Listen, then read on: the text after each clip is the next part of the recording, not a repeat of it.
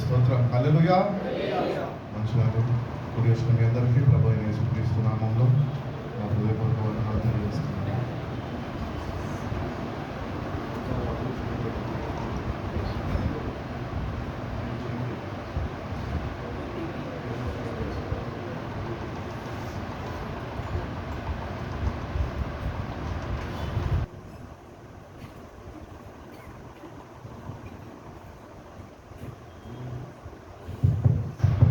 హల్లెలూయా. స్తోత్రం. స్తోత్రం. స్తోత్రం. మంచిదండి. దేవుడు మనల్ని ఎంతగానో ప్రేమించి మన జీవితంలో మరొక దినము అనుగ్రహించి దినమంతా మన పనులు మనం చేసుకునే ఇంత రీతిగా దేవుని సన్నిధిలో ఆయనతో గడపడానికి దేవుడు మనకి మరొక తరుణాన్ని ఆయన మనకు అనుగ్రహించి ఉన్నాడు.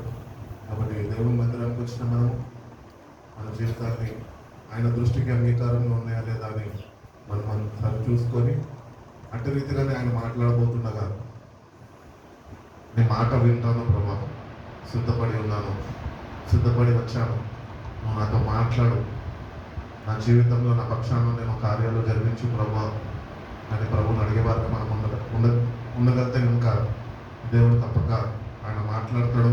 మాట్లాడిన దేవుడు నమ్మదగిన వాడు. మనము మన వైపు నుంచి మనము నమ్మకంగా ఆయన మాటకి లోబడితే, నమ్మకత్వాన్ని మనం కూడా కనపరచగలిగితే దేవుడు మాట్లాడిన ప్రతి ఒక్క మాట మన జీవితాల్లో ఆయన నెరవేర్చడానికి ఆయన తగిన సమయాన్ని ఆయన నిర్మించుకొని ఉన్నాడు. God has an appointed time in every one's life. జీవితంలో ఎన్నోసార్లు మనము ఉద్యోగం రావట్లేదే, కొంతమంది అయితే వివాహం అవుతలేదులే, కొంతమంది ఏమో ఏంటి నా జీవితం ఇట్లానే ఉంది అని ఎన్నో విధాలుగా ఒత్తిడికి గురైపోతూ వాళ్ళు కృంగిపోతూ ఉంటారు. ఎందుకు ఇటువంటి దేవుడి బిడ్డలు కృంగిపోతారు అంటే కారణాలు ఏంటి అంటే వాళ్ళు దేవుడి యందు సరైన విశ్వాసము కలిగి జీవించలేని వారుగా వాళ్ళు ఉంటుంటారు. కాబట్టి దేవుని బిడ్డలుగా ఉంటున్న మనము దేవుడు మనతోని మాట్లాడినా, దేవుడు మనతోని వాగ్దానం చేసిన, దేవుడు మన జీవితాల్లో ఎవరిని మేలులో చేయాలన్నా కూడా దేవుడు మాట్లాడినప్పుడు నీలో దేవుడు ఏదైతే మాట మాట్లాడి ఉన్నాడో, ఏదైతే నీకు చెప్పి ఉన్నాడో, దైవజనుల ద్వారా ఏ మాటలు అయితే నీకు పలికి ఉన్నాడో, మరి ఆ మాటలు మన జీవితంలో నెరవేర్చబడాలి అంటే మొట్టమొదటిగా దేవుడు నీలో నాలో మనందరిలో చూస్తున్నది ఆ మాటలు యందు విశ్వాసము. నువ్వు విశ్వాసం కలిగి జీవిస్తే దేవుడు కార్యాలను నువ్వు చూడగలవు. కాబట్టి అన్నిటికీ సమయం ఉన్నది. దేవుడు చెప్పాడు అంటే ఆయన చేస్తాడు. మనకేం కావాలి? విశ్వాసం కావాలా? అట్టి రీతిగానే ఓపిక, సహనము, కనిపెట్టుకునే అనుభవము మనకు కావాలి. ఇవి మనలో ఉండవు, కానీ ఆయన వైపు చూసినప్పుడు పనులు అయిపోవాలి. మనమే మినిస్టర్ల కొడుకులమా, లేకపోతే సీఎం బిడ్డలమా? కాదు కదా. అందుకనే దేవుని మీద ఆధారపడుతూ దేవుని సమయం కొరకు ఓపిక, సహనంతో వేచి చూచేవారుగా మన జీవితాలు ఉండాలి అని దేవుడు కోరుకుంటున్నాడు. కాబట్టి దేవుడు నా జీవితంలో ఇప్పటికీ ఎన్నోసార్లు ఆయన వాగ్దానాలు చేసి ఉన్నాడు. కొన్ని వాగ్దానాలు మన జీవితంలో నెరవేర్చబడి ఉంటాయి, కొన్ని నెరవేర్పులోనికి అవి సిద్ధంగా ఉన్నాయి, ఇంకొన్ని ఆగి ఉన్నాయి. ఈ ఆగి ఉన్న వాగ్దానాలు నా జీవితంలో ఎప్పుడు నెరవేర్చబడతాయి అని మనం ఆలోచిస్తే కనుక నువ్వు తెలుసుకోవాల్సింది ఏంటి అంటే దేవుని యొక్క సమయాన్ని నువ్వు తెలుసుకోవాలి.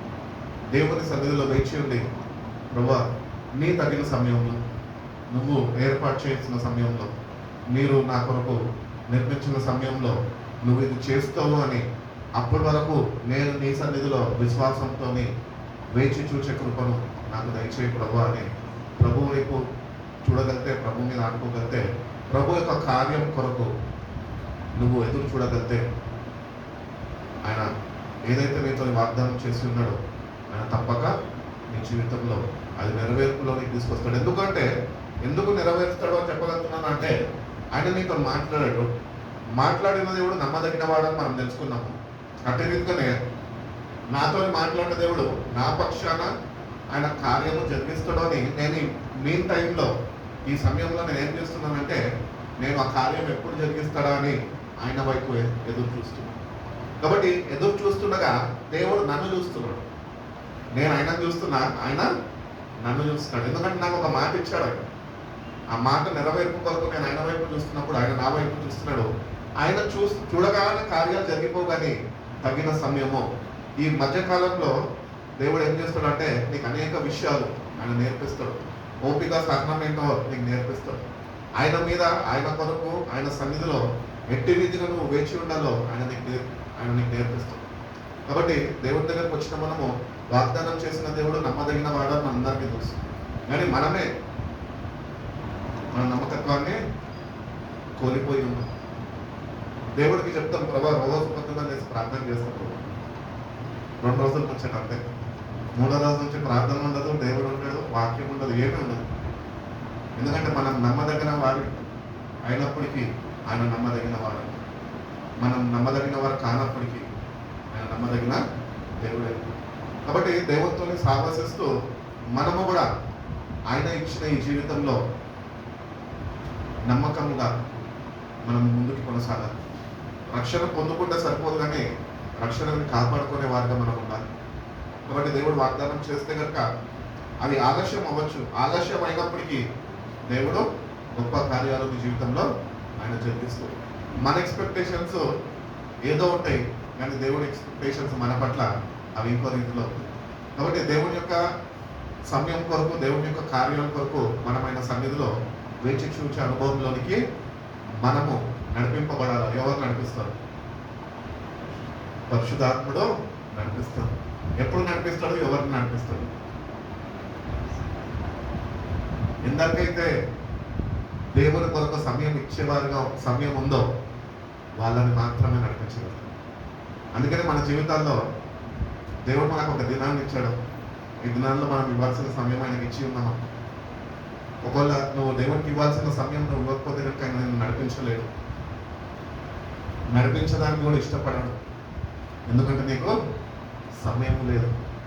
సమయం ఇచ్చిన దేవునికే నీకు సమయం ఇవ్వలేకపోతున్నావు అంటే ఎంత దౌర్భాగ్య స్థితిలోకి మనం జారిపోయామో చూడండి, దిగజారిపోయాం. కాబట్టి దేవుని దగ్గరకు వచ్చిన మనము ఆయన సమయం కొరకు వేచి ఉండాలి, ఆయన మీద ఆనుకొని జీవించాలి. ఆయన సన్నిధిలో వేచి ఉంటూ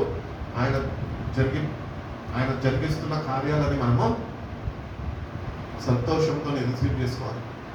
నా దేవుడు నా పట్ల కార్యము జరిగిస్తాడు.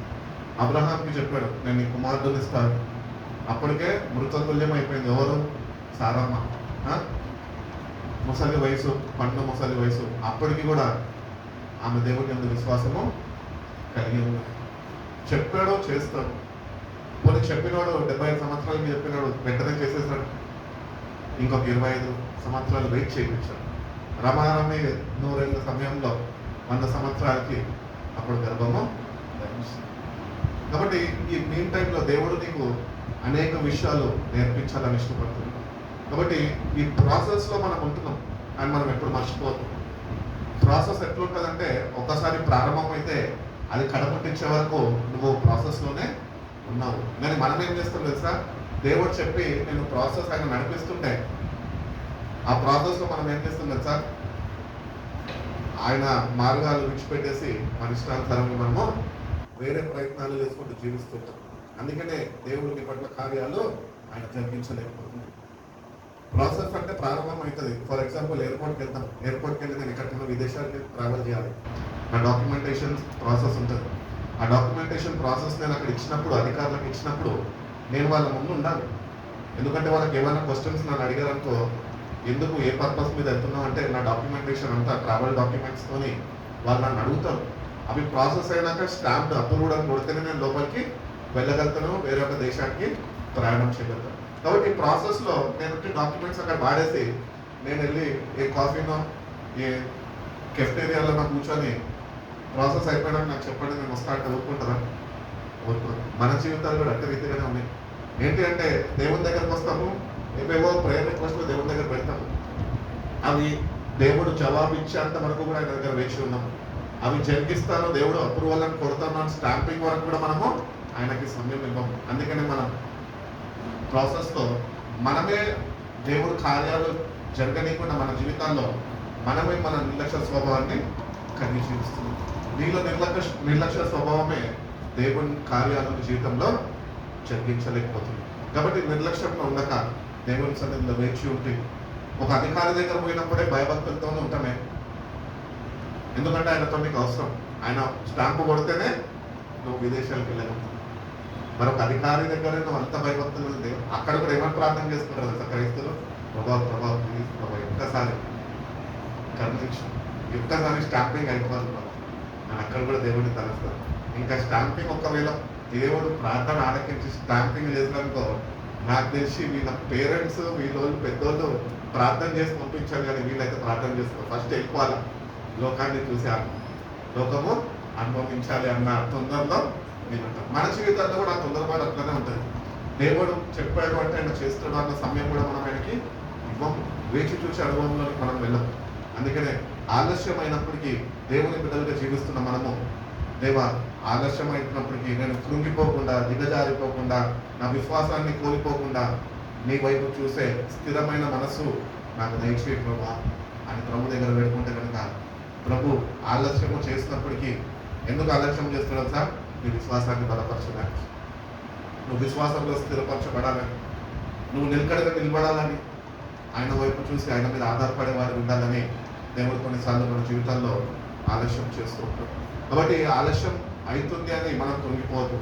ఆలస్యం అవుతున్నప్పుడు మనము విశ్వాసంలో ఎదిగేవారుగా, దేవుని వాక్యంలో ఎదిగేవారుగా, దేవుని మీద సంపూర్ణ విశ్వాసము నిరీక్షణ కలిగిన వారుగా మనం అయిన వైపు ఆయన బిడ్డలుగా మనం చూస్తే కనుక దేవుడు తప్పక మన జీవితాల్లో ఆయన కార్యాలను నిర్వహిస్తారు. హబక్కూకు గ్రంథం చూడండి, 2వ అధ్యాయము 3వ వాక్యం.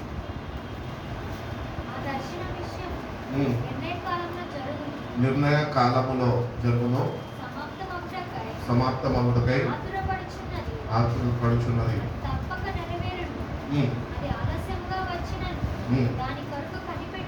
దాని కొరకు కనిపెట్టుము, అది తప్పక జరుగును. చాలండి చాలండి. కాబట్టి ఒకవేళ ఆలస్యమైనప్పటికీ దేవుడు చదివిస్తున్నాడు, యూ హ్యావ్ టు వెయిట్. ఈ ప్రాసెస్లో వెయిటింగ్ అనేది ఉంటుంది. ఆ వెయిటింగ్లో మనము వాక్యం చేత ప్రార్థన చేత ఇంకా మనం బలపడాలి, కానీ ఆ వెయిటింగ్ కాలంలో మనము అలసిపోవద్దు, విశ్వాసాన్ని విడిచిపెట్టద్దు.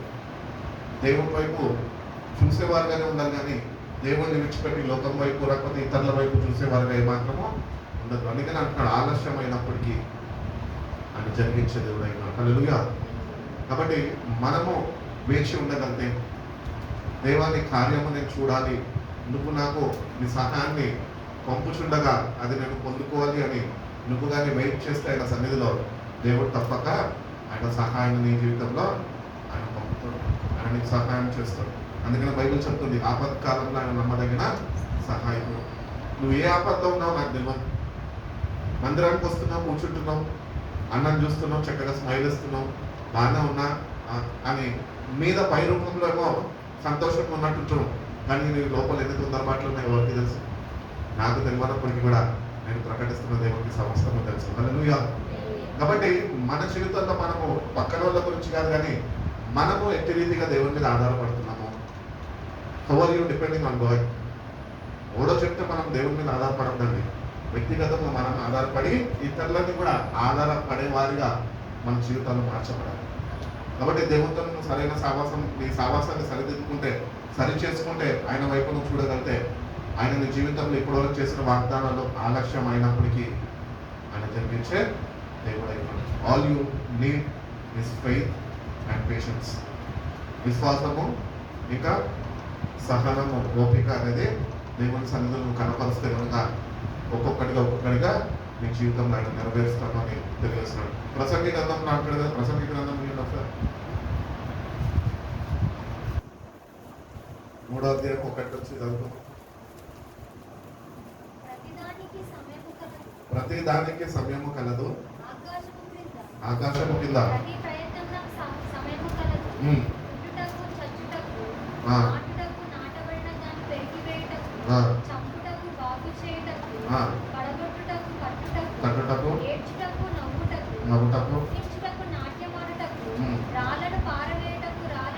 కుప్పవేయుటకు, కౌగలించుటకు మానుటకు, వెతుకుటకు పోగొట్టుకొనుటకు, దాచుకున్నటకు పారవేయుటకు, చింపుటకు కుట్టుటకు, మౌనముగా నుండుటకు మాట్లాడుటకు, ప్రేమించుటకు ద్వేషించుటకు, యుద్ధము చేయుటకు సమాధానపడుటకు, కష్టపడిన వారికి తమ కష్టము వల్ల వచ్చిన లాభమేమి?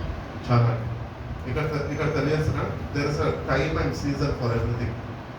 ప్రతి ఒక్క దానికి దేవుడు నిర్మించిన కాలము సమయము అనేది దేవుడు ముందుగానే ఆయన ఏర్పరిచి ఉన్నాడు. కాబట్టి దేవుని బిడ్డలుగా మనం ఈ మాటలు చదువుకున్నాం కదా. కాబట్టి ఏ టైం టు బోర్న్ మనం ఆల్రెడీ పుట్టేసాం కదా. కానీ ఇక్కడ ఏ టైం గురించి మాట్లాడుతున్నాను? క్రీస్తులో జన్మ గురించి మాట్లాడుతున్నాను. క్రీస్తుని అంగీకరించినాక బైబిల్ చదివిస్తున్న రీతిగా క్రీస్తు నందు ఉన్నవాడు నూతన సృష్టి. కాబట్టి there is a time to born in your salvation. నీకు ఇవ్వబడిన రక్షణలో నువ్వు నూతనంగా జన్మించాలి. దానికి సమయం ఉన్నది. నువ్వే ఆలస్యం చేస్తున్నావు. దేవుడు సమయాన్ని ముందుగానే సిద్ధపరిచి పెట్టాడు నేను రక్షించుకునే దానికి. ఆయన ప్రియ కుమారుడిని నీ కొరకు, నా కొరకు, మన కొరకు, మన పాపాల కొరకు ఆయన లోకానికి పంపించి ఆయన మన పాపాల నిమిత్తము ప్రాయశ్చిత్త బలిగా ఆయన కల్వరి సిలువలో తన ప్రాణాన్ని అర్పించి ఆయన నా పాపాలన్నింటినీ ఆయన క్షమించున్నాడు. కాబట్టి దేవుడు మనల్ని క్షమించినాక దేవుడు మన దగ్గర నుంచి ఏం కోరుకుంటున్నాడంటే నువ్వు తిరిగి జన్మించాలి, నువ్వు ఆయనలో జన్మించాలి, మరో జన్మ నీకు కావాలి, తిరిగి జన్మించాలా. వాక్యానుసారముగా దేవునితో సహవాసం కలిగి దేవునితో నడిచే అనుభవాలు దేవుణ్ణి అనుభవించే వారిగా మనము ఆయనలో జన్మించాలి. కాబట్టి సమయం ఉన్నది, దేవుడు సమయం ఇచ్చి ఉన్నాడు. కానీ మనము దేవుణ్ణి తెలుసుకున్నాము, అంగీకరించాము, బాప్తిజం తీసుకున్నాము, మందిరానికి వెళ్తున్నాము. కానీ మనలో ఏం లోపిస్తుందంటే తిరిగి జన్మించే అనుభవము లోపిస్తున్నది. మనం తిరిగి జన్మించలేదు. ఎప్పుడైతే తల్లి గర్భంలో ఏ హాస్పిటల్ అయితే పుట్టామో అదే జన్మలోనే మనం ఉన్నాం తెలుస్తుంది. ఎందుకంటే మార్పు దేవుడు మనలో చూడలేకపోతున్నాడు. అందుకనే దేవుడు నికోదేముతో అంటాడు, నువ్వు తిరిగి జన్మిస్తే కానీ నువ్వు పరలోక రాజ్యంలోనికి ప్రవేశించలేవు. తిరిగి జన్మించాలి. దేవుడు సమయాన్ని ఇచ్చాడు. ఒకవేళ నువ్వు సమయాన్ని నువ్వు దేవునితో సరైన సావాసం కలిగి దేవుడిచ్చిన సమయంని నువ్వు సద్వినియోగపరచుకోకపోతే కనుక దేవుడు నిర్మించిన సమయాన్ని నువ్వు పోగొట్టుకుంటే మళ్ళొకసారి ఇంకో సమయం నీకు ఇవ్వడేమో. అందుకని సమయం ఉన్నప్పుడే సమయంని పోనివ్వక we should know how to redeem the time. దేవుడు కృపని విస్తరింపజేస్తున్నాడు కదా, ఇంకా మారతాలే అనుకుంటే సరిపోదు. దేవుడు నీకు సమయం ఇస్తున్నాడు, మార్పు నీకు కావాలి అని కోరుకుంటున్నాడు. అంటే ఈరోజు మనం ఇమ్మీడియట్గా ఏం చేయాలంటే మనం మారాలి. ఎందుకంటే సమయం ఒకవేళ దాటిపోయిందనుకో మళ్ళీ దేవుడు నీకు సమయం నీ జీవితంలో అనుమతించకపోతే మార్పు లేకుండా రక్షణ పొందుకొని భక్తి చేసి మందిరంలో ఒక గుర్తింపు పొంది ఫలానా బ్రదరు ఫలానా సిస్టరు మంచి మాటలు పాడుతుంది, దేవుడితో చక్కగా ఉంటుంది, వాక్యానుసారంగా నడుస్తుంది, కానీ లోపల మార్పు లేదే. మన సమయం వెళ్ళిపోయినాక ఏం చేస్తాం? మారడానికి ఇంకొక అవకాశము మనకు అనుగ్రహింపబడకపోతే ఇవ్వబడకపోతే ఎవరిది పొరపాటు? మనదే పొరపాటు. అందుకనే దేవుని దగ్గరకు వస్తున్న మనము ఆయన సమయం ప్రకారము మనము జీవించే వారిగా మనం ఉండాలి. దేవుని యొక్క సమయము మీద ఆధారపడే వారిగా ఉండాలి. దేవుని యొక్క సమయం కొరకు మనము వేచి చూసే అనుభవంలోకి వెళ్ళాలి. ప్రభు రాబోతున్నాడు అని బైబిల్ చెప్తున్నది కదా. ఆయన ఎప్పుడు వస్తాడు? ఎవరికి చెప్పొస్తాడు? ఆయన ఎప్పుడు వస్తాడు ఆయనకే తెలియదు. తండ్రి ఒక కాలాన్ని ఒక సమయాన్ని ఆయన నిర్మించి ఉన్నాడు. ఆ సమయంలో కుమారుడిని నువ్వు వెళ్ళు అనగానే ప్రభు మధ్యాకాశంలో ప్రత్యక్షమైపోయాడు. కాబట్టి ఎందరైతే ప్రభు యొక్క అడుగుజాడలో నడుచుకుంటూ నిజమైన మార్పు కలిగి ఎవరైతే వాక్యం చేత వాళ్ళ జీవితాన్ని సరిదిద్దుకొని కట్టుకుంటే వాళ్ళ జీవితము వాక్యం చేత కట్టబడితే ఆత్మతో నింపబడి నడిపింపబడితే వాళ్ళకు మాత్రమే ఆ సమయం ఏంటో దేవుడు ముందుగానే ఆయన బయలుపరుస్తాడు, సిద్ధపరుస్తాడు వాళ్ళు. కాబట్టి ప్రభు యొక్క రాక సమయం ఒకటి ఉన్నది. ఆ సమయానికి సంఘము సిద్ధపడాలి. సిస్టర్ గారు పాట పాడుతున్నప్పుడు అదే గుర్తొచ్చింది. రాకడ సమయం ఎక్కువ మనకు తెలియదు, కానీ సిద్ధపడాలి. ఎట్లా సిద్ధపడతాం? పలానా ఊరికి వెళ్ళాలి, ట్రైన్ నంబర్ తెలియదు, బస్ నంబర్ తెలియదు, ఎట్లా వెళ్తాం? వెళ్ళలేవు కదా. అందుకని తగిన సిద్ధపాటు నీకు కావాలంటే వాక్యము ఆత్మ నడిపింపు నీకుంటేనే నువ్వు ఆ ప్రదేశికి చేరగలుగుతావు. తగిన సిద్ధపాటు దేవుడిని అనుగ్రహించగలుగుతావు. నేను సిద్ధపరుస్తావు, ఆత్మలో సిద్ధపరుస్తావు. ఈ దేహాన్ని విడిచిపెట్టిన మన ఆత్మ ఆయన యుద్ధకు వెళ్ళిపోతుంది. కాబట్టి ప్రభు యొక్క రాకడ కొరకు మనము వేచి ఉండే అనుభవంలోనికి మనం వెళ్ళాలి. అన్నిటికీ ఒక సమయం ఉన్నది అని దేవుని వాక్యంలో సెలవిస్తుంది. కాబట్టి ఒకటి గుర్తించాలా, అన్నిటికీ ఒక సమయం ఉన్నది. నేను ఆ సమయంలో ఉన్నానా? మనం ఆ సమయంలో ఉండాలి. మనం సమయాన్ని గుర్తించక సమయాన్ని వృధా చేసుకుంటూ ఈ లోకంలో ఖర్చు చేస్తూ మనం ఏం చేస్తున్నామంటే ఏదో చేద్దాం అనుకుంటున్నాం కానీ ఏమీ చేయలేని వారుగా నిరాశ నిస్పృహతోనే మనం మిగిలిపోతున్నాం. సంతోషం లేని జీవితాలు, రక్షణ పొందుకున్న రక్షణ ఆనందం లేని జీవితాలు, ప్రభుని కలిగి ఉన్న ప్రభుని విడిచిపెట్టి ఈ లోకంలో పడి ఉన్న జీవితాలు మన జీవితాలు అటు రీతిగా కాదండి. తగిన సమయంలో దేవుడు నిన్ను హెచ్చిస్తాడు, దేవుడు నిన్ను ఆశ్రయిస్తాడు, దేవుడు నిన్ను దీపిస్తాడు, దేవుడు నిన్ను బలపరుస్తాడు, దేవుడు నిన్ను నడిపిస్తాడు. దేవుడు పరిశుద్ధ రాకడ కొరకు నిన్ను తగిన సిద్ధపాటు కూడా దేవుడు నీకు అనుగ్రహిస్తాడు. ఎవరు అంటే ఎవరికి అనుగ్రహించగలుగుతారు అంటే ఎవరైతే ఆయన వైపు చూడగలుగుతారు, ఎవరైతే ఆయన రాక కొరకు అపేక్షతో వేచి ఉంటారు, ఎందరైతే ఆయన రాజ్యానికి చేరగలి అని వాళ్ళు ఒక ఆశని కలిగి ఉంటారు, సిద్ధపడి ఉంటారు, వాళ్ళ జీవితాన్ని సరిదిద్దుకొని ఉంటారు, అట్టి వారినే ఆయన సిద్ధపరచుకుంటారు. అందరికీ క్రైస్తవులకు అందరికీ ఆశని ఏంటి? చనిపోయినాక పరలోక రాజ్యం పోవాలి. కానీ అందరు క్రైస్తవులు వెళ్తారా? అందరి గురించి పక్కన పెట్టవు. నువ్వు వెళ్తావా? నేను వెళ్తాను. మనం సరి చూసుకోవాలి. పక్కన వాళ్ళ గురించి మాట్లాడతాను. ఎందుకంటే పక్కన వాళ్ళ గురించి నువ్వు శ్రద్ధ వహిస్తే కనుక నీకు ఇవ్వబడిన రక్షణ నువ్వు పోగొట్టుకుంటావేమో, జాగ్రత్త పడి. కాబట్టి ఆ సమయంలో ప్రభుని కలుసుకునే వారిని మనం ఉంచుకున్నాము. ఆ సమయం కొరకు వేచి ఉండే వారిని కూడా మనము ఉండాలి. ఇదిగో నేను త్వరగా వచ్చుచున్నాను అని చెప్పాడు. అంటే ఆయన సమయం ఉన్నది. ఆ సమయంలో ఆయన ఆలస్యం చేసే దేవుడు కాదు. ఈ మనుషులు భూమి మీద ఆలస్యం చేస్తారేమో. ఏదైనా లెటర్ పోయి అధికారి దగ్గర పెడితే నాకు ఈ పని చేసి పెట్టండి, సహా మీ దగ్గర నుంచి కావాలంటే సరే అమ్మ టేబుల్ మీద పెట్టేసరికి నేను మళ్ళీ చూసి నీకు కాంటాక్ట్ అవుతాను అని పెండింగ్లో పెట్టేస్తున్నాను. లేకపోతే పని చేయక నీవు పెట్టిన అవసరంతో ఆయన మర్చిపోతాడేమో. కానీ దేవుడు అట్టి రీతిగా కాదు. ఆయన చెప్పాడు అంటే ఆయన టైంకి ఆయన జరిగిస్తాడు. అట్టి రీతిగానే ప్రభు యొక్క రాకడ కూడా ఆయన త్వరగా వచ్చుచున్నా అన్నాడు. సంఘంలో ఉంటున్న మనము, రక్షణ పొందుకున్న మనము ఆ తగిన సమయంకి తగిన సిద్ధపాటు కలిగి ఆత్మతోని వాక్యంతోని మనము శుద్ధి చేసుకుంటూ శుద్ధిపరచుకుంటూ మనము ఆయన కొరకు ఆయన ఎదుట నిందారహితులుగా ఏ మచ్చడాలు లేని వారుగా మనము సిద్ధపరచుకోవాలి. ఇదే సమయం. ఈ సమయం కానీ నీకు పోయిందనుకో మరొక సమయము నీకు అనుగ్రహింపబడకపోవచ్చు. కాబట్టి రక్షణ నీ చేతుల్లో ఉన్నది. దేవుడు ఉచితంగా ఇచ్చాడు రక్షణ. కానీ రక్షణ ఎవరి చేతుల్లో ఉన్నది? మన చేతుల్లో ఉంది. దేవా రక్షించు అని చెప్పేసి ఇష్టానుసారంగా తిరిగేసి జీవితాన్ని మార్చుకోకుండా ఈ లోకంలో పడి ఉంటే దేవుడు రక్షణను అనుగ్రహించాడు. కాబట్టి రక్షణను ఉచితంగా నీకు ఇచ్చాడు. ఉచితంగా ఇచ్చాడు కాబట్టి దాన్ని కాపాడుకునే ఆవశ్యకత, బాధ్యత నీకు ఉన్నాను. కాబట్టి నీ రక్షణను ఎట్లా కాపాడుకోవచ్చు? ఎవరు కాపాడుకుంటారంటే ఆయన సమయాన్ని ఎరిగిన వారు మాత్రమే ఆ రక్షణని కాపాడుకుంటారు. దేవుడు లోకాన్ని ఎంతగానో ప్రేమించాడు, తన అద్వితీయ కుమారుడిని పంపి ఉన్నాడు. God has planned in advance to save you and me. నిన్ను నన్ను రక్షించడానికి దేవుడు తన ప్రియ కుమారుడిని ఈ లోకానికి పంపించడానికి ఆయన తగిన సమయం ఉందే. ఆ సమయంలో పంపించాడు. ఆయన వచ్చినందుకు నేడు మనకి రక్షణ అనుగ్రహింపబడ్డది. కాబట్టి రక్షింపబడ్డ మనము ఈరోజు ఈ లోకాన్ని విడిచిపెట్టి వెళ్ళిపోవాలి. సమయం లేదు, ఎప్పుడన్నా ప్రభు వస్తాడు. కాబట్టి ఇంకా లోకంలో ఆశల్లోనే మనం ఉన్నామనుకోండి, ఆయనతో మనము కలుసుకోలేము, ఆ రాజ్యానికి మనము చేరలేము. కాబట్టి ఈ లోకంలో ఉన్న వాటిని దేన్ని నువ్వు ప్రేమించద్దు అని ప్రభు చెప్పాడు. ఎందుకంటే నువ్వు ఈ లోకంలో ఉన్న దేనినన్నా నువ్వు ప్రేమిస్తే తండ్రి ప్రేమ అనగా దేవుని ప్రేమ నీలో ఉండదు.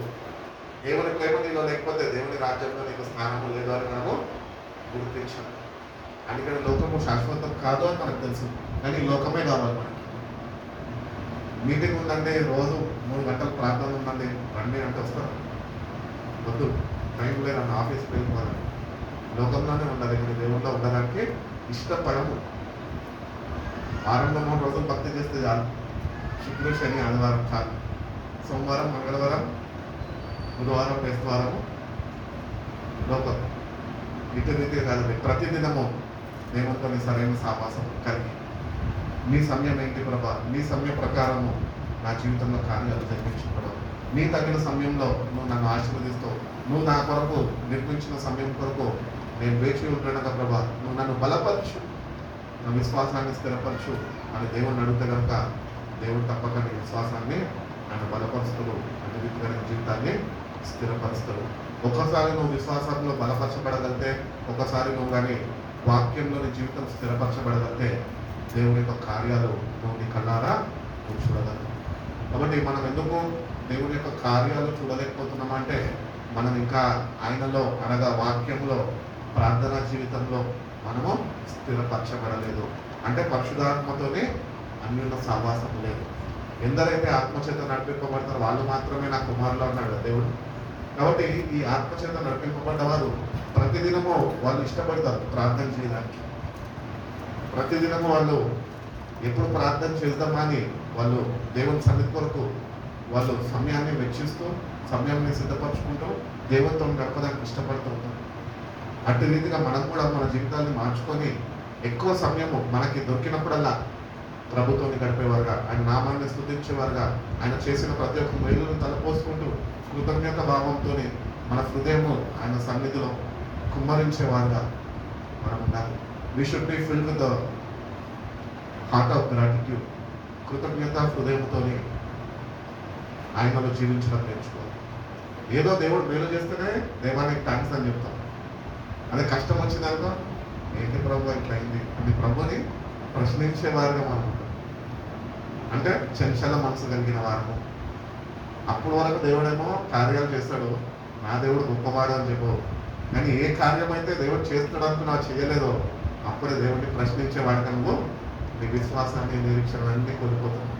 అటు రీతిగా కాక దేవుళ్ళు స్థిరపడ, దేవుని వాక్యాన్ని గుడ్డిగా నమ్మాలి. ప్రభా నీ వాక్యం సెలవిస్తుంది, నేను నమ్ముచున్నాను. అటు రీతిగా నీ సమయంలో నువ్వు నన్ను నడిపించు, నీ సమయ ప్రకారం నేను నడుచుకునే వాడిగా నా జీవితాన్ని నువ్వు సరిచేయి ప్రభా అని ప్రభు నడిపి కనుక ఆయన తప్పక మన జీవితంలో కార్యాలు జరిపిస్తాను అని తెలియజేశాను. 27వ కీర్తన 14వ వాక్యం చూడండి.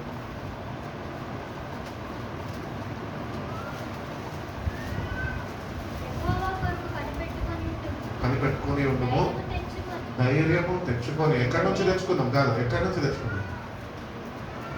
ధైర్యం తెచ్చుకోమంటున్నాడు. మీ ఇంటి దగ్గర ఎక్కడైనా షాప్లో దొరికితే చెప్పండి, ఎక్కడో తెచ్చుకుందాం.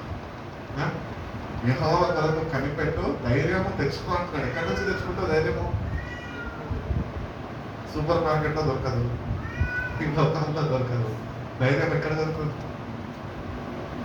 ఆయనను ఆశ్రయించినప్పుడు, ఆయన సన్నిధిలో వేచి ఉన్నప్పుడు, ఆయన దగ్గర నువ్వు నిలకడగా నువ్వు ఆయన సన్నిధిలో సమయం గడిపినప్పుడు నీలో ధైర్యాన్ని ఆయన పుట్టిస్తాడు. వాక్యము చేత, పరిశుద్ధాత్మ చేత ఆ ధైర్యాన్ని నీకిస్తాడు.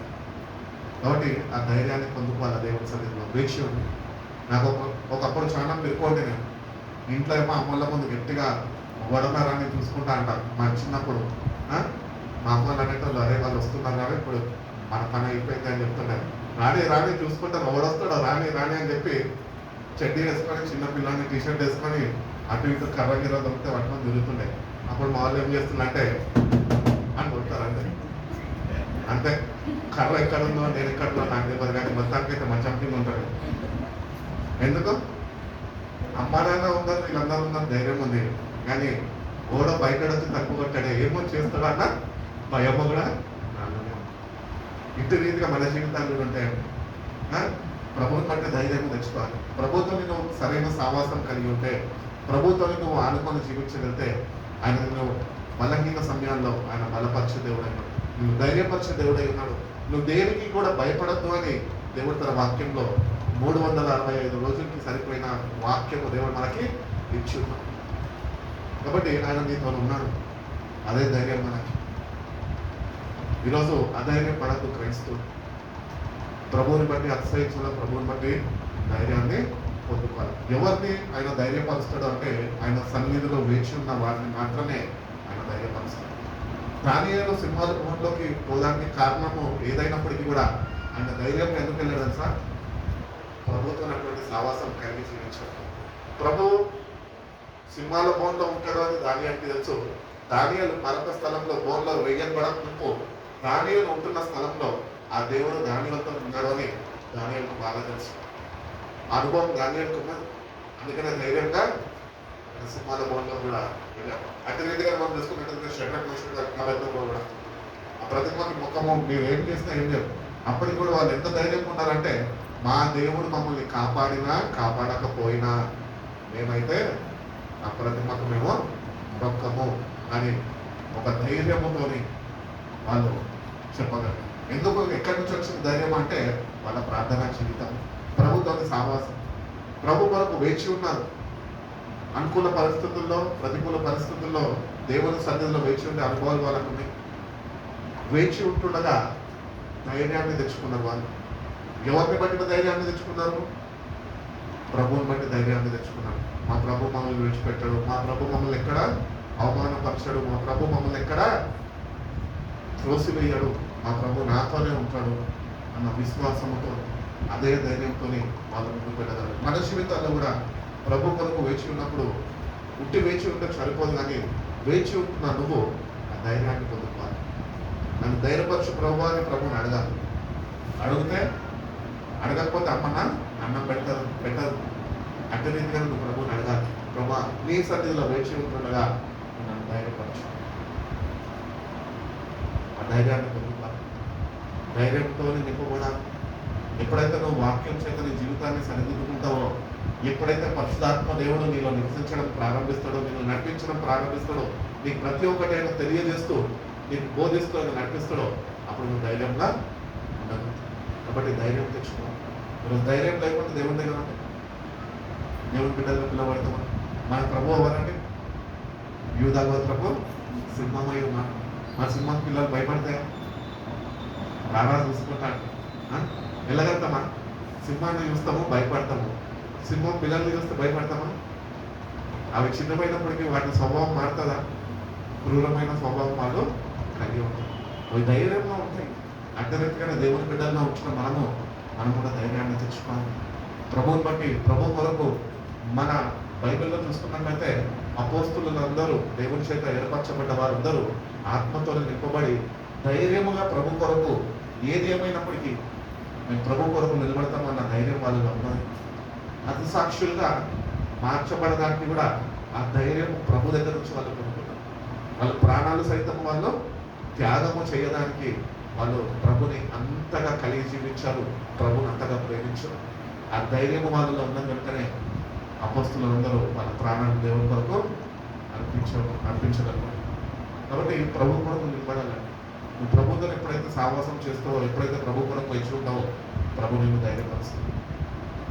నేను చెప్పాను కదా, నాకు అసలు ధైర్యం ఉండేది కాదు. నాకు ప్రభు సన్నిధిలో అడిగాను, ప్రభు నన్ను ధైర్యపరచు. నన్ను ఒక్కటే కాదు, నేను ధైర్యపరచాలి, అందరినీ నేను బలపరచాలి. నువ్వు నన్ను బలపరిస్తే నేను ఇతరులను బలపరచగలుగుతాను అని ఒక ఒప్పందం పెట్టుకున్నాను. ఆయన నన్ను బలపరిస్తే నేను ఇతరులను బలపరచగలను.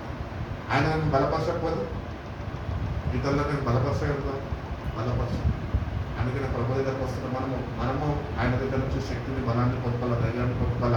అట్టి రీతిగానే అనేకులకి అట్టి రీతిలో నడిపించేవాడుగా నువ్వు ధైర్యంగా ఉండి వాళ్ళకి ధైర్యపు మాటలు చెప్తే కృంగిన వారు కూడా అమ్మ పలానా లిఖిత వచ్చింది, నాకు చెప్పింది, ధైర్యం ఉంది అని ఒక విశ్వాసము అని వాళ్ళలో ఉంటుంది.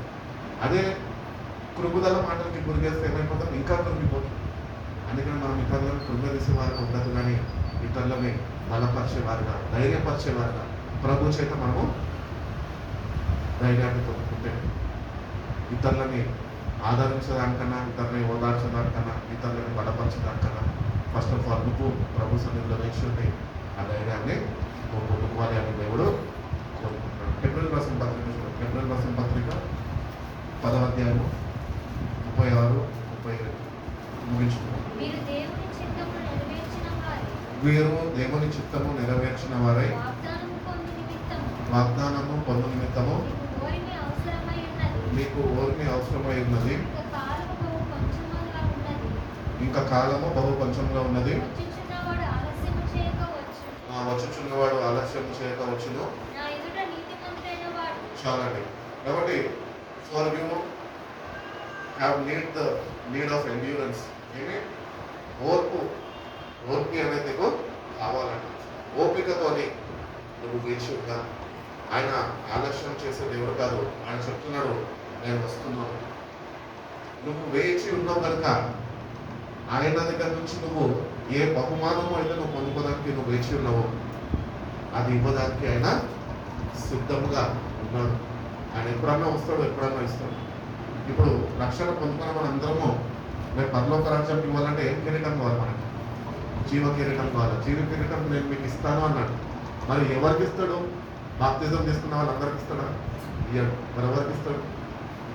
ఎవరైతే ధైర్యంగా సమయం అయిపోతున్నది, నా ప్రభు రాబోతున్నాడు, ఆయన కొరకు ధైర్యంగా వేసి ఎవరైతే ఉండగలుగుతారో, ఈ లోకంలో ఉంటున్న మాలిన్యం అంతా కడుక్కొని ఆయన దృష్టికి అంగీకారంగా పరిశుద్ధులుగా భూమి మీద ఉన్న కొద్ది కాలము వాళ్ళు ప్రభు కొరకు జీవించగలుగుతారో వాళ్ళకి తప్పక ఆ జీవ కిరీటం అనే బహుమానము ఆయన ఇస్తా అంటున్నాడు. కాబట్టి ఈ లోకము శాశ్వతం కాదు. నువ్వు చేస్తున్నది ఏది శాశ్వతం కాదు. నువ్వు ఏమీ తేలేదు, నువ్వు ఏమీ తీసుకోలేదు. నువ్వు ఇక్కడ ఎంతమైతే నీ కుటుంబస్తులను కలిగి ఉన్నావో వాళ్ళని కూడా నువ్వు అందరిని విడిచిపెట్టి వెళ్ళిపోయే రోజు ఒకటి ఉన్నది. దేవుడు ముందుగా నిర్మించి పెట్టాడు. కాబట్టి ఈ మెయిన్ టైంలో మనము ధైర్యం పొందుకోవాలి. ప్రభువుని బట్టి ప్రభు నా కొరకు రాబోతుంది. రక్షణ నీకు ఇచ్చాడు, ఉచితంగా ఇచ్చాడు, అందరికీ ఉచితంగా ఇచ్చాడు. మన రక్షణ పొందుకోవాలంటే అందరం కలిసి పొందుకుంటాం. వ్యక్తిగతముగా పొందుకోవాలి. నీ రక్షణ నీదే. నీ తల్లి దగ్గర నీ రక్షణ నిమిత్తంలో అన్నాడు. ఆ చిన్నప్పుడు దేవుని దగ్గర వేడుకోలేదు. నీ రక్షణ నీదే. ఆయన నీకు ఇచ్చేసి ఉన్నాడు. దాన్ని నువ్వు తుదముద్దించాలా? ఆయన నీకు అనుగ్రహిస్తున్న జీవ కిరీటాన్ని నువ్వు పొందుకోవాలి. కాబట్టి ఓపికతో దేవుని సన్నిధిలో వేచి ఉంటే ఆయన ఎట్టి రీతిగా అయితే మన పితరులని ఇశ్రాయేలు ప్రజలందరినీ బానిసత్వం నుంచి వాగ్దాన దేశంలోనికి నడిపించడం, అట్టి రీతిగానే ఈ భూమి మీద నుంచి మనని ఆ పరలోక రాజ్యము ఆయన చేర్చడానికి ఆయన తగిన సమయము ఆసన్నమైంది. కాబట్టి ఈ సమయము కొద్దిగానే ఉన్నది. ఈ కొద్ది సమయంలో మనం ఎట్లున్నాము, మన జీవితాలు ఎట్లున్నాయి? ఒకవేళ ప్రభు వస్తే నేను ఉండగలుగుతారా ఆయనతో? ఆయన నేను చేరగలుగుతారా? ఒకవేళ లేకపోతే నేనేమి చేయాలి? నేను ఎట్లా ఉంటాను? నా జీవితాన్ని ఎక్కడ నేను సరిదిద్దుకోవాలి? నేను ప్రభుని బట్టి ఎట్లా ధైర్యం తెచ్చుకోవాలి? ప్రభు సన్నిధిలో ఎట్లా వేచి ఉన్నాను? ఆయన ఆత్మతో ఎట్లా నింపబడాలా? ఎట్లా నేను నడిపింపబడాలా? ఎట్లా నేను సిద్ధపాటు కలిగి ఉండాలా అని ఈ ఆలోచనలన్నీ మనం హృదయంలో మనం పెట్టుకొని మనం సరిదిద్దుకుంటే మనము దేవుని సన్నిధిలో వేచి ఉండి ఆయన బట్టి మనం ధైర్యాన్ని పొందుకుంటే కనుక ఆ ప్రభు యొక్క రాక కొరకు తగిన సిద్ధపాటు ప్రభు మనకి అందరికీ అనుగ్రహిస్తాను అని తెలియజేస్తారు. 102వ కీర్తన 13 చూడండి.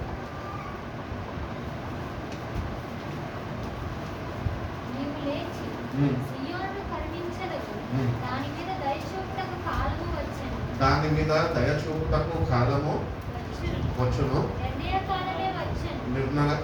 కాలమే వచ్చును. చాలండి.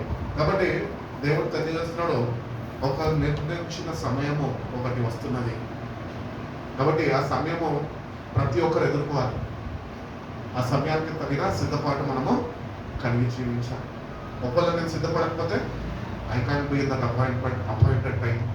ఆయన నిర్మించిన కాలంలో సమయంలో నేను ఆయన కోరుకున్న రీతిగా నేను ఉండలేదు.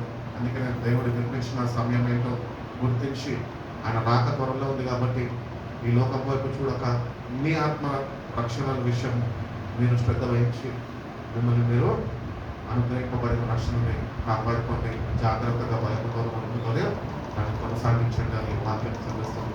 దేవుడు అటువంటి కృప మనందరికీ అనుగ్రహించి మనల్ని ధైర్యపరిచి మనల్ని బలపరిచి నడిపించిన తర్వాత కళ్ళు మూసుకుని చిన్న ప్రార్థన చేస్తుంది. మన మధ్యలో ప్రశాంతంగా ప్రార్థన నడిపిస్తుంది.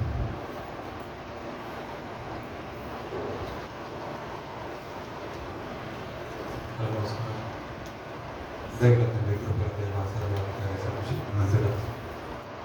ప్రభావం ప్రేమించి మీ శరీరంలో ప్రత్యేకమైన రీతిలో మీరు మాతో మాట్లాడే రీతిని బట్టి మీ పాత్రస్తున్నాం. అవును ప్రభావ, మా నిరీక్షణకు మా ధైర్యము కారణము మీరు, మా నమ్మకానికి మా ఆధారము మీరు ప్రభావం. అయాతని ప్రభావం, దీన్ని బట్టి మేము ధైర్యంగా ఉండడానికి మా ధైర్యానికి ఆధారముగా, అంటే మా యొక్క జీవితాలకు ఆధారముగా మీరు మాకున్న రీతిని బట్టి మీకు స్తోత్రాలు. అయ్యా మీరు రాకడ సమీపమైనది. ఈ ప్రభా మీరు రాకడ కొరకు మేము ఓపికగా అయ్యా అతని నిరీక్షణతో ఎదురు చూడమని మీరు నాతో మాట్లాడుతూ వచ్చారు. అయ్యా తండ్రి ప్రభా మీరు రాకడలో మేమందరం కూడా ఎత్తబడినట్లుగా మీరు తండ్రి ప్రభా తగిన సిద్ధపాఠం మీరు మాకు అనుగ్రహించమని ప్రార్థిస్తున్నాను.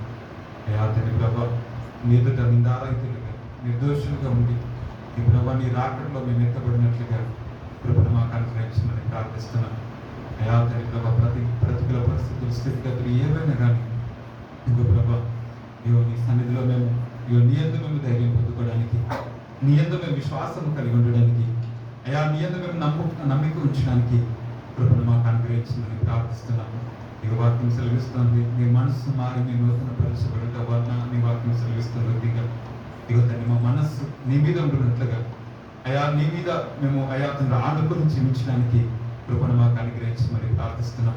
అయా తండ్రి ప్రభా మా యొక్క ఆలోచనల ప్రకారం మా చిత్త ప్రకారం మేము జీవించుకుంటున్నట్లుగా ఇక తండ్రి ప్రతి విషయంలో ప్రభా అయా తండ్రి నీతో మేము అంటగట్టబడి ముందుకు సాగడానికి సహాయం చేయమని ప్రార్థిస్తున్నాం. మా నిరీక్షణకు అయా తండ్రి ప్రభా కారణమా, అయా మా ఆధారమా, అయా మా జీవితాలకు ఆధారమా, యువతను మేము నమ్ముకున్నాం. అయా మా నిరీక్షణ మమ్మల్ని సిగ్గుపరచదని మరోసారి మీ సన్నిధిలో ప్రభా యువతని ప్రభా నిన్ను బట్టి మేము అతిశయించి చెప్పగలుగుతున్నాం. యువతని నీ పాదలకు స్తోత్రాలు ప్రభా.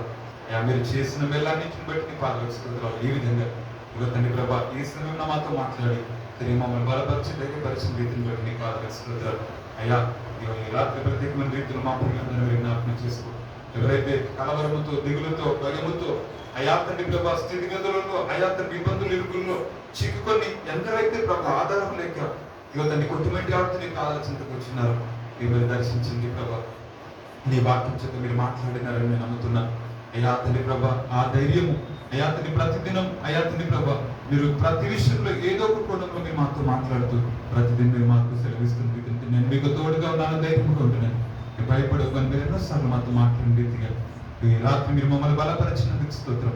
అయా తండ్రి సంపూర్ణమైన ధైర్యముతో విశ్వాసముతో అయా తండ్రి నిన్ను పట్టుకొని ఇక తండ్రి ప్రభు ముందుకు సాగే దృఢ విశ్వాసమును సంకల్పమును మా పిల్లలందరికీ మాకు దయచేయమని ప్రార్థిస్తూ అయా తండ్రి ప్రభా నీ రాకడ ఎప్పుడో అని ప్రభా మేము ఇంకా కూడా అయా తండ్రి ప్రభా మేము అయా తండ్రి విశ్వాసం లేకుండా లేదంటే ప్రభా సిద్ధపాటు లేకుండా ఉండకుండాట్లే మెలుగు కలిగి నిత్యము అయా నీ ఎదుట అయా నిందరైతులుగా ఇక నీతో అయా తండ్రి మేము నడిచినట్లుగా ఈ చివరి దినంలో మాకు సాయం చేయమని ప్రార్థిస్తూ మెలుకోగలిగి అపవాది యొక్క ఆలోచన తంత్రములలో మేము ప్రతిదినము ప్రతిక్షణం మేము గుర్తెరుగుతూ అయా తండ్రి ప్రభా నీ ప్రణాళికలో అయా నీ సంకల్పంలో మేము ముందుకు సాగడానికి కృపను అనుగ్రహించమని ప్రార్థిస్తూ ఇక తండ్రి మీరే మమ్మల్ని మీరు జ్ఞాపకం చేసుకో తండ్రి. ఇక్కడికి వచ్చి వీళ్ళందరూ మీరు దీవించి మీరు ఆశీర్వదించి ఇక నీ రాకడకు మమ్మల్ని అందరూ మీరు సిద్ధపరచను. మీరు కొంత ఉండి ప్రభా అయా తండ్రి ప్రభా నీ రాకడను మేము గుర్తున్నట్లుగా అయా తండ్రి ప్రార్థనపూర్వకంగా అయా తండ్రి ప్రతిక్షణము నీతో మేము ఆత్మపూర్వకంగా ఉండడానికి సాయం చేయమని ధైర్యంతో నింపి బలపరిచి ఆదరించి సమాధానంతో పంపమని నా జుడు నామంలో ఈ ప్రార్థన వేడుకను సమర్పిస్తున్న నా ప్రియ తండ్రి. ఆమేన్.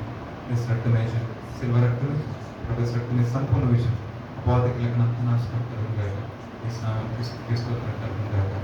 ఆమేన్.